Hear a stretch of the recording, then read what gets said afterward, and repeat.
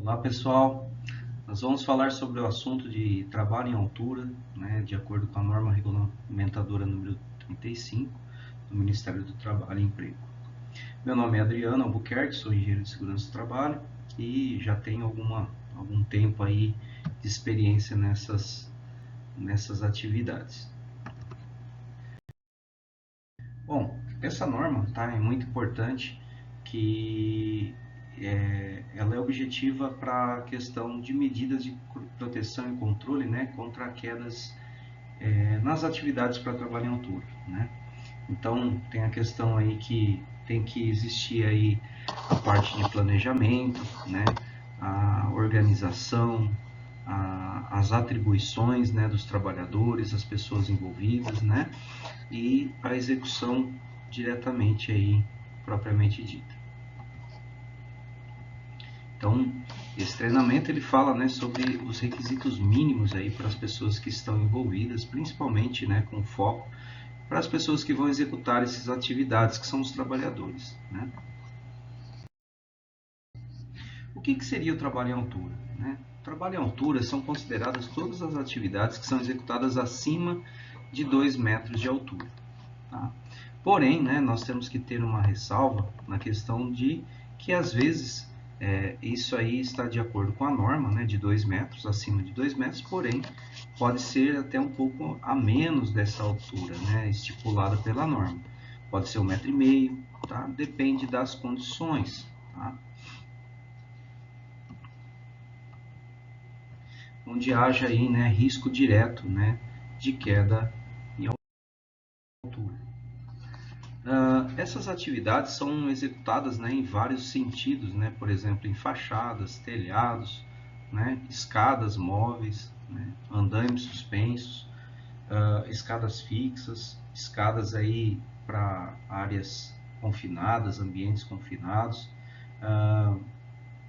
em beirais, né, de prédios, né, e pontos aí locais de ancoragem que gere aí o risco crítico. Né. Então nós estamos observando aí algumas imagens ilustrando, né, o que poderia ser considerado uma atividade em altura. Então a gente vê um trabalhador na escada aí, né, onde ele está se expondo ao risco, né, sem nenhum tipo de equipamento.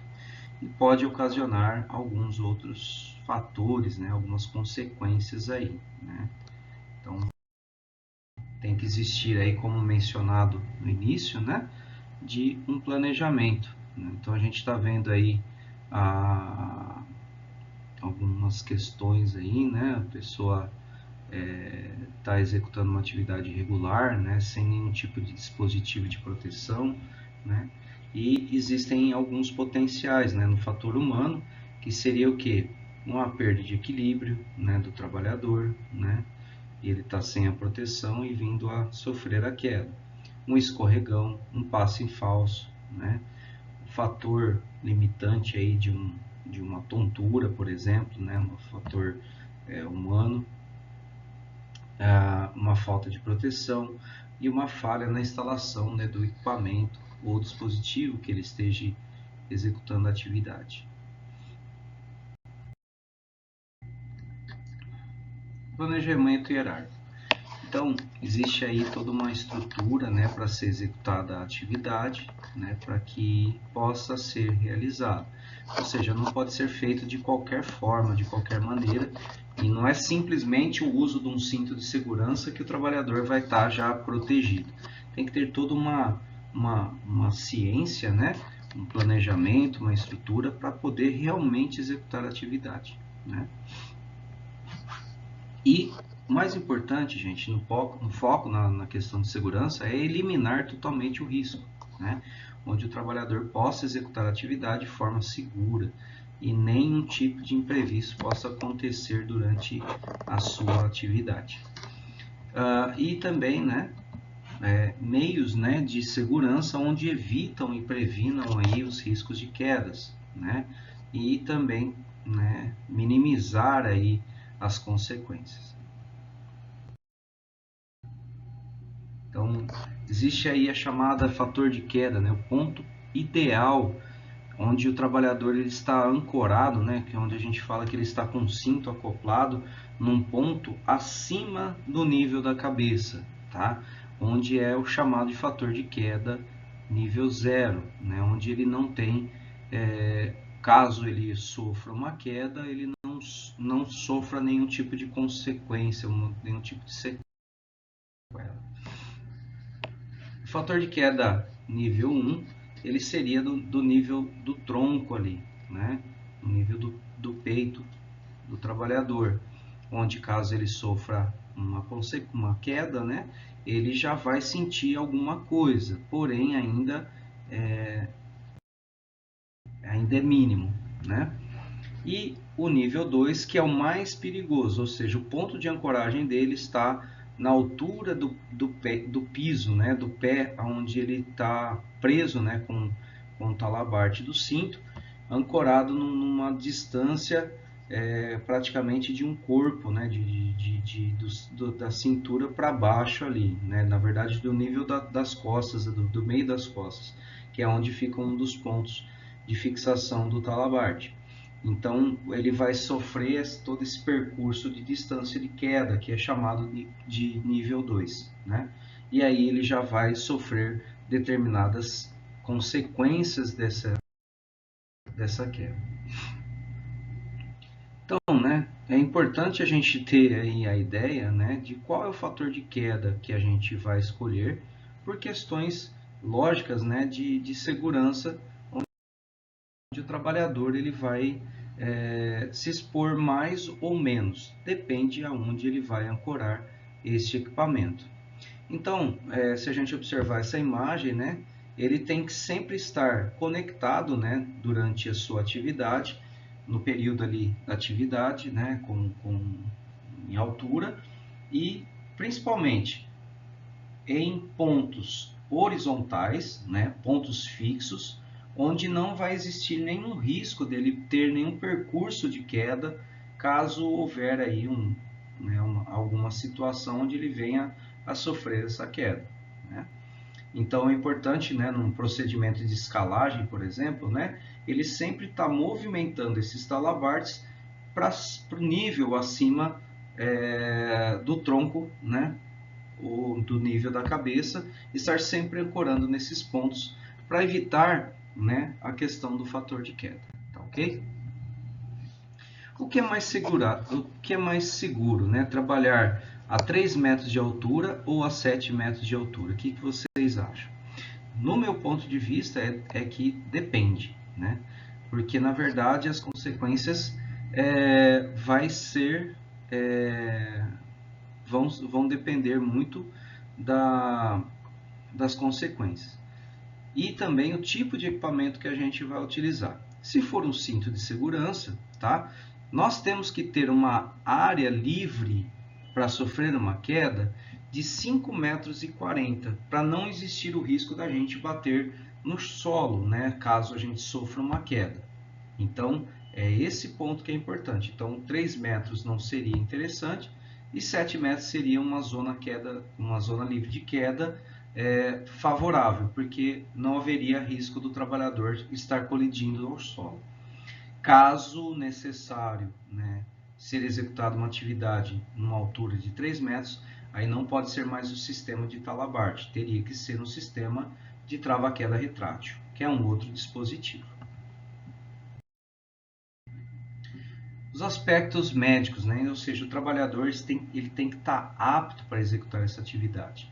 Ele não pode ter nenhum tipo de sintomas ou alguma limitação, tipo um medicamento que possa limitar ele ou evitar o surgimento, né, de alguma situação, né, durante essa atividade. Então ele tem que passar por uma avaliação médica e clínica e psicossocial para ele poder estar realizando essa atividade em altura. No treinamento, né, ele tem que ter aí um treinamento teórico, também teria que ter a atividade prática, né, e é importante aí ter uma carga horária específica para ele estar executando essas atividades. Quem pode ministrar treinamento seria um profissional habilitado, né, qualificado ou proficiência. Ou seja, como eu sou engenheiro de segurança, eu tenho a habilitação para estar ministrando esse treinamento e também a proficiência, porque já executei bastante trabalhos em atividades com altura. Quais são os 3 tipos de treinamentos que existem, né? Então, e quais são os certificados com, né, que fica com quem?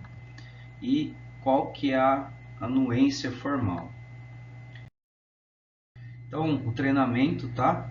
Ele tem aí uma durabilidade, né, com uma carga horária, e tem que ter aí o nome do instrutor e a assinatura do responsável técnico, que seria eu mesmo, tá? O inicial ou periódico eventual, né, de acordo com a norma KNR1, tá?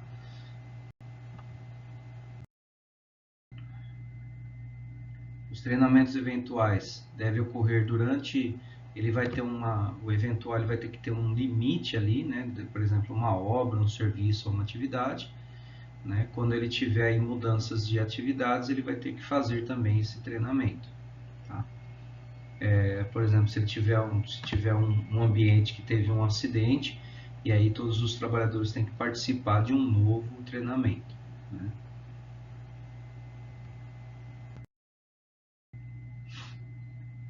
Um acidentado também ele vai ter um limite aí para estar retornando a executar as atividades. Aproveitamento, né, do treinamento, né? Seria o que? Por exemplo, eu já fiz o treinamento de uma empresa, eu posso estar utilizando em outra empresa, com um prazo inferior a 2 anos, ele pode estar a empresa contratante, ela pode reutilizar esse treinamento também, tá? A periodicidade de treinamento da NR35, né, trabalho em altura, ela tem um prazo máximo de 2 anos. Então ele pode ser reaproveitado, tá? Então ele é feito uma validação, né? A empresa e o responsável técnico vai reavaliar esse certificado, ver o nível de conhecimento, capacidade e proficiência desse trabalhador e ver, né, a veracidade do treinamento para poder estar autorizando e capacitando esse trabalhador novamente para realizar as atividades. E também, né, o conteúdo do treinamento tem que ser pertinente à norma regulamentadora.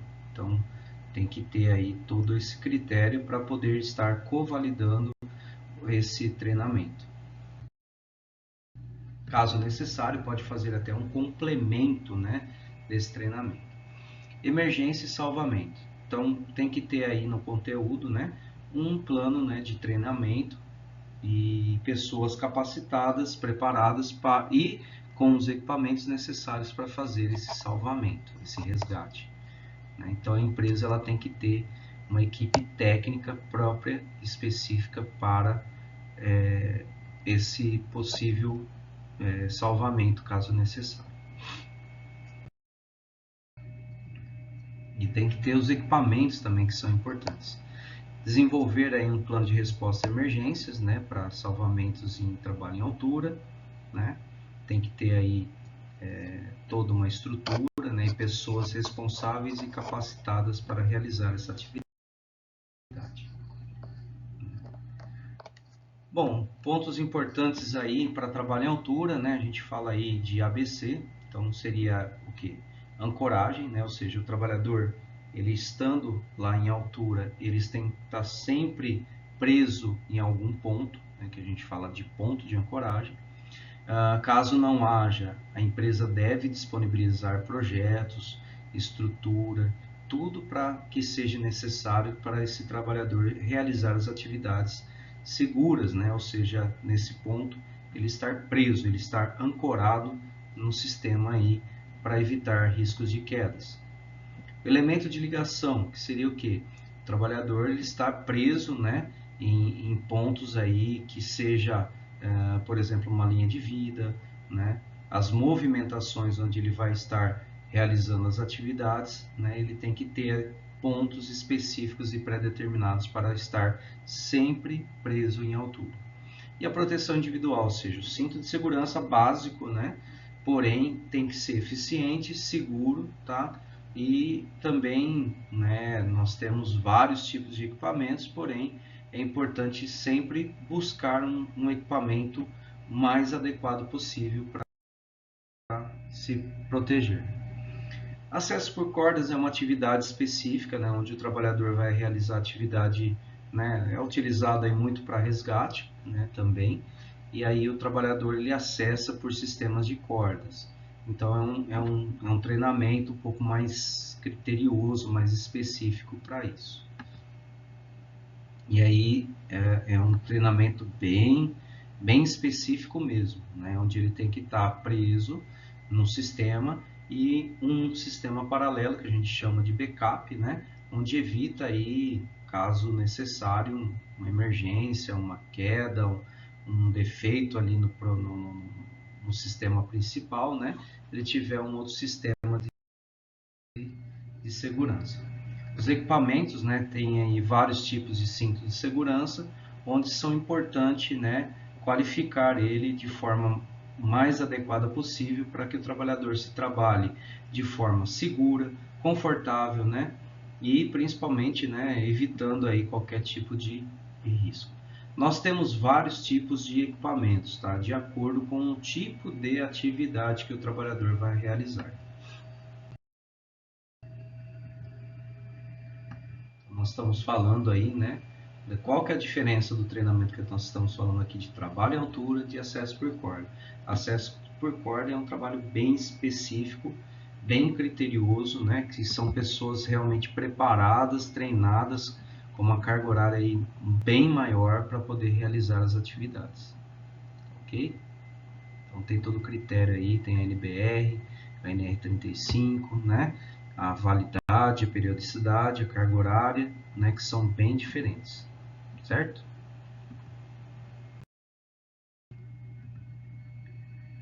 Então, sistemas de proteção coletiva, né? Contra quedas e sistema de proteção individual, né? Quais são as diferenças? Então, nós temos aí guarda-corpos, né? Que são proteção coletiva, né? Um sistema de linha de vida, né? Que daí são sistemas que vão proteger o trabalhador. O sistema individual seria as linhas individuais também, né? Linha de vida, porém são linhas aí que vão estar utilizando de forma individual, né? Quantas vezes o sistema pode ser reaproveitado, né? Após o impacto de queda. Então, se o trabalhador ele sofrer uma queda com um cinto de segurança, por exemplo, ou uma linha de vida, aquele dispositivo ele vai ter que ser substituído, tá? Então é bem importante a gente ter essa noção. O cinto de segurança ele tem que ser trocado, ok? Qual a periodicidade do sistema de proteção individual de queda? Então, antes do início, deve ser sempre feita uma inspeção rotineira para ver se o equipamento está em condições de utilização. Às vezes pode ser que tenha algum defeito, alguma necessidade, né? Então, tem que ter aí sempre uma documentação, um prontuário, um checklist, né? Para poder estar comprovando, né, que foi feito, realizado aí o procedimento. Síndrome de arnese ou síndrome de suspensão.